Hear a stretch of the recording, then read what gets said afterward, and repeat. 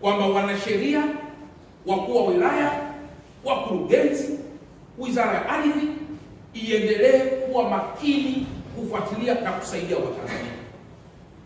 Na katika hili nimshukuru sana kwa dhati ya moyo wangu Mheshimiwa Ndejembi, waziri wa ardhi, yeye na katibu wake Engineer Sanga, kwa namna walivyotoa sapoti kubwa ya kitaalamu kwa wasaidizi wao mpaka tunafikia hatua hii ya mali hii kurudi kwenye familia ya Biali. Na wanasheria wote ambao tumekuwa pia tukisaidia kusaini mikataba au vinginevyo, ili hadi tukijua kwamba mali hii inaibwa, naomba niwaeleze ndugu zangu wanasheria wa mkoa wa Dar es Salaam na maadvocate wote, vizazi vyenu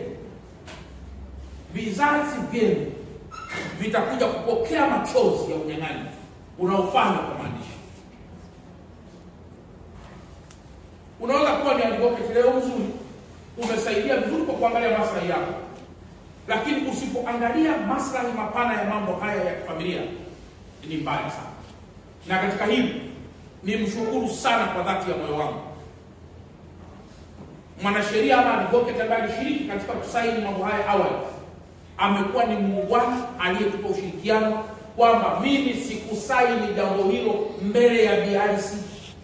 Niliandaa concept, nikampa mzee Justus, asubuhi akairudisha kwangu ikiwa imesainiwa, sio mbele yangu amekiri. Ni maadvocate wachache wanaoweza kukiri jambo hilo. Lakini hata huyu bwana Mohamed Mustafa kila anapoulizwa anakuwa na taarifa zenye contradiction. Anasema mimi nilimkopesha mara milioni 150, huku mara inaandikwa milioni 262, huku anasema nilipeleka mwenyewe nyumbani kumsainisha, huku mwanasheria anasema hatukupeleka wenyewe.